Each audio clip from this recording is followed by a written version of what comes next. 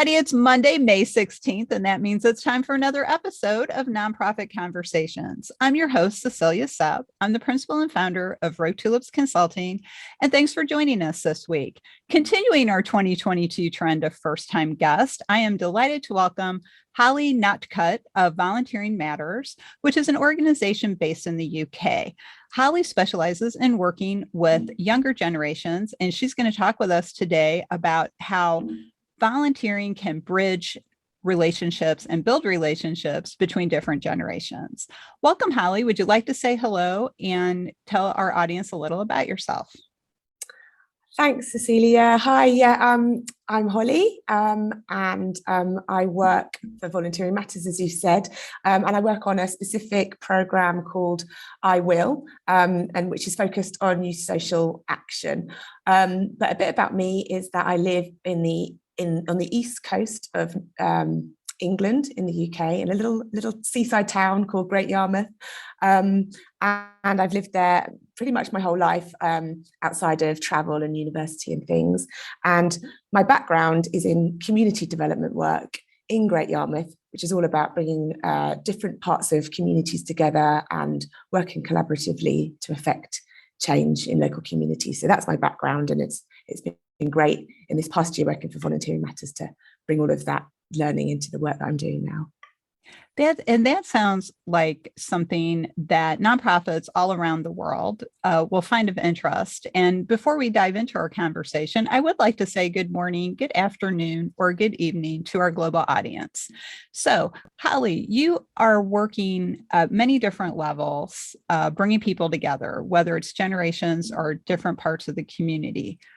So you mentioned that your program you work with is I Will. Could you tell us a little bit about why it's called I Will and what its goal is? So I Will is called I Will, and it's actually when you read it, it's got a little hashtag in front of it, and so when you Google it, it's hashtag I Will, but we just call it I Will when we're talking, and it's all about, like I said, youth social action. So that's volunteering, campaigning, working on community projects, peer support, all of the various things that young people can do to make a difference to others in their community or to wider society or to the environment. And it's called I Will because back when it was launched, predating me, about 10 years ago, it was very much focused on putting the spotlight on young people and making sure that wider society across the UK could start to understand and recognise the value that young people bring in society, and making sure that young people start to make sure that they have confidence in their own capabilities, and what they can bring to others. So that's why it's called I Will. It's a sort of a call to action for young people to step up and undertake social action wherever they can. Well, and it sounds like maybe there was a campaign 10 years ago when it launched, like say what you will do on social media. That's exactly what it was. Actually, it was launched as a campaign, very, very much with very clear messaging, both around what young people could be doing and really encouraging young people to apply and be an I Will ambassador. And then the other side of that campaign messaging was to organisations and institutions across the UK to say, hang on a second, you can't be developing services or policies that will be affecting young people if you don't have their involvement. And obviously, pretty much any policy or service will have some sort of impact on a young person, whether it directly or indirectly. So by not including young people in that decision making, organisations and institutions are really missing a trick at the very least, and at worst, quite possibly, making some big missteps. Mm-hmm. Well, and I think that's an excellent point, because a lot of times I think we look at people, excuse me, who are younger and let's say under the age of 21 or even 18, because they have not reached their majority, as we like to say legally. But they are the people who are going to be the adults very soon. And unfortunately, we're adults a lot longer than we're children. So I think that's really important to keep that in mind. And one of the other things we wanted to talk about today, Holly, is how volunteering can actually bring those generations together. So create those relationships between the younger generation and the adults who are making decisions on their behalf. So what are some of the things that you do with people to kind of introduce those younger people to the decision makers in their lives? How does that work? How do you bring them together? Well, like I said, we focus on youth social action, and that is at kind of every level in society, really. So that could be, a young person taking it upon themselves to pick litter up from their local beach every Saturday morning, all the way through to a young person being a trustee on the board of a national charity. Both of those things and everything in between constitutes youth social action for us. And what we're trying to do with I Will now, I mentioned that its origins were very much a campaign. We're now trying to build a movement. We've renamed ourselves actually as the I Will movement to sort of really exemplify the fact that anything that a young person does that can have a positive impact on society is important. We recognize that young people don't live in isolation. Of course, they don't. They Right. live with adults or next door to adults or across the road from adults. And the other thing that we also recognize is that life and society is complex. There's lots of ambiguity. Every individual's life is bespoke, and so therefore there can't be one way to do things. When we sort of hit the age of 25 and upwards, we start to, or many of us start to work in little silos. Perhaps, if you are a health practitioner, you'll be focused on health, or if you work in schools, universities, you'll be focused on education. And one of the beautiful things I think about young people under the age of 25 and youth social action is that it's much less compartmentalized. And so their work, whilst it might be focused on the environment, will always bring about skills.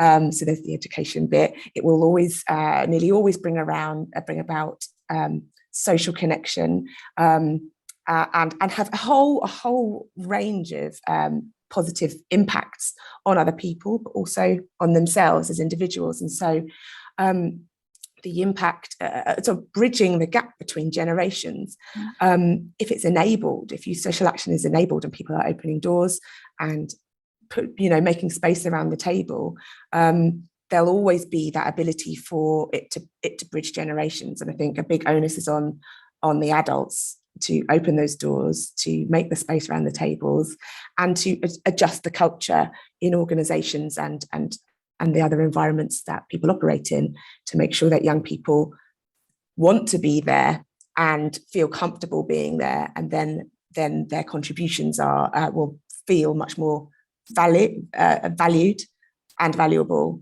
from both sides.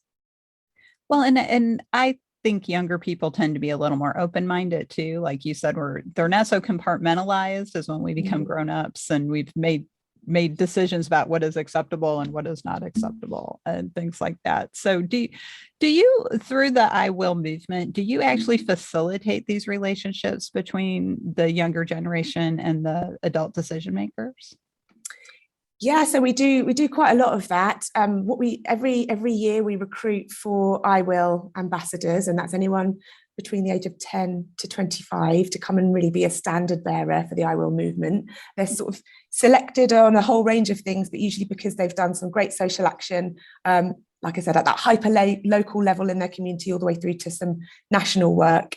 And then what we do when they become an ambassador is as you say, sort of facilitate their involvement in a whole range of different things. So it might be that a department within the UK government wants to explore volunteering, for instance, and wants to get a youth perspective on it. And so we would facilitate I Will ambassadors to be part of that conversation. And in fact, we've just done something around creating a new vision for volunteering, supported by the UK government, and I Will ambassadors led the youth element for that, which was launched just a couple of weeks ago. Well, and I think that is such an important thing about getting people involved is there has to be some mechanism of inclusion, of invitation, of opening a door for people to come in. One of the things that at least we hear a lot in the United States with our membership groups is it's very hard to get in. It's hard to get your foot in the door. It's hard to get involved. And if there's not somebody being an ambassador for you and opening those doors and introducing you to people and showing you the different opportunities, it's very, very hard. I know I belong to a professional association. I belonged since the 90s, and it took me several years at the beginning to even figure out how to participate. So groups like the I Will movement set a great example for that. I'm a little curious, though, and you said that the I Will movement ambassadors, it's anyone 10 to 25. So do people age out of the I Will movement? So like if somebody's in the movement and they turn 26, oh, well, now you're out? Or how does that work? Do you have another way for people to stay involved? We do actually. In fact, that's a piece of work that we're currently sort of developing at the moment, which we're creating essentially an alumni community of young people who've turned 26 and upwards, but still have used social action at their heart and continue to champion it.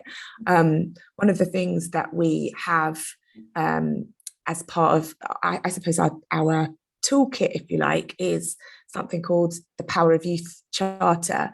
And that's a framework, a downloadable framework that anyone can access. And it's designed to be very transferable across organizations. So a tiny organization run by volunteers could sign up all the way through to a big organization with hundreds of staff covering the whole country. And that Power of Youth Charter is there to help to facilitate an organisation to start thinking about how they can meaningfully involve young people in the work that they're doing. And so, for instance, I Will ambassadors can promote that Power of Youth Charter to the organisations that they are connected to, whether it's their school or their workplace or another organisation that they might be volunteering with. And that sort of ability to advocate doesn't go away when you turn 26. So whilst we might not be facilitating those young people to be going to have their various conversations with the various people who want to involve and learn from I Will ambassadors, the alumni group can continue to sort of carry the torch by saying to organisations that they're interacting with, if you want to really meaningfully involve young people in what you're doing, why not think about signing up to the Power of Youth Charter so they can continue to sort of, wear it on their sleeve, if you like. And that's great because they've been part of it and they can continue to open those doors and spread the word about it. And it's like that old saying, each one teach one. And keep passing that information on. Holly, you and I were joking before we started today about having a common language, or two people separated by a common language, I should say. So when you use the phrase social action, you've mentioned a little bit, I think, from just listening to you talk, it sounds a lot just about community involvement. I shouldn't say just, but a lot of community involvement. But does social action mean something else within the UK community?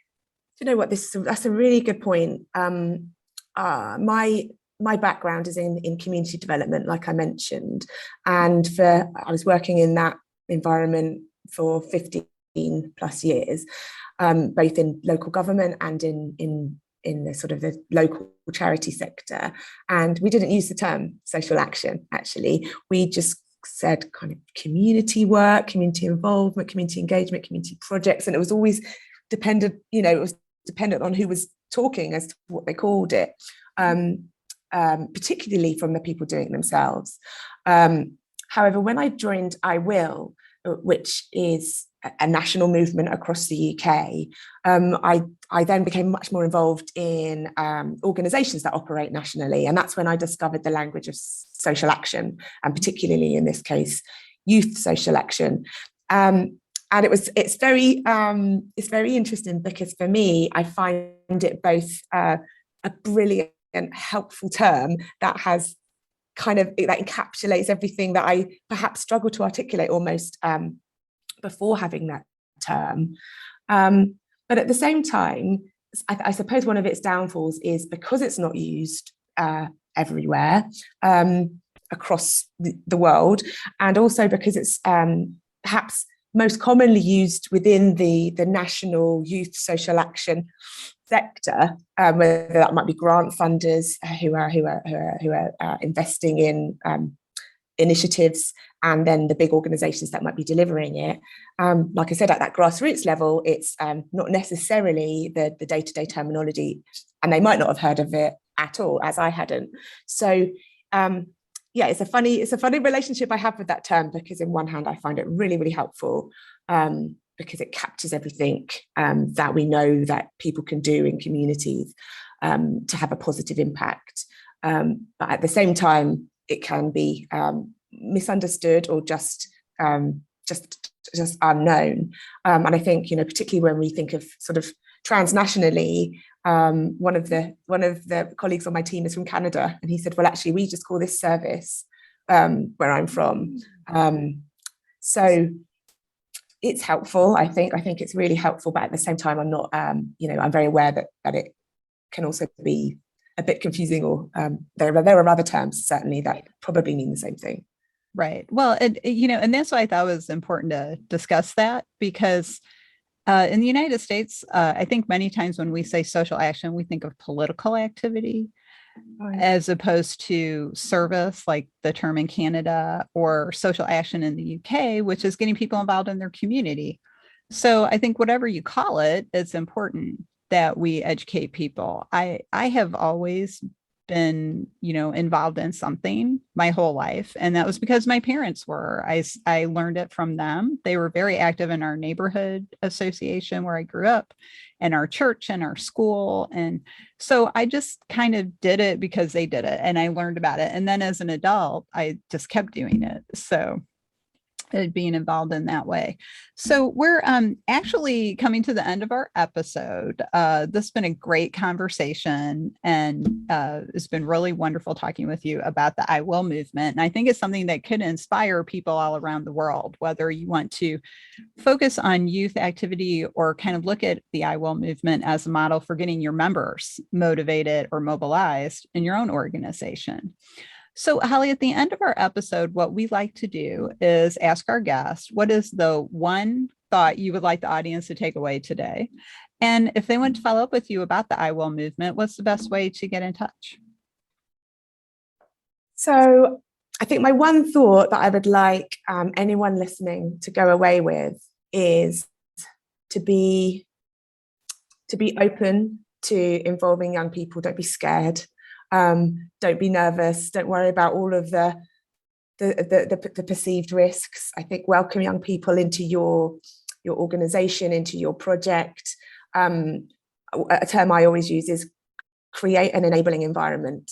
That can be different for different people, but think about, talk to young people, ask them what they would need to feel comfortable, what they would like to see, and involve them at every stage of the process. Don't be scared, don't be put off, normalize it, because young people, if they're not involved, you are really missing out on a whole host of insights and experiences that you wouldn't otherwise know of. And if you don't know of things, then you can't act. Diversity is a strength, and if we don't include young people, then we will be weaker for it. So that would be my one plea, if you like, to organizations.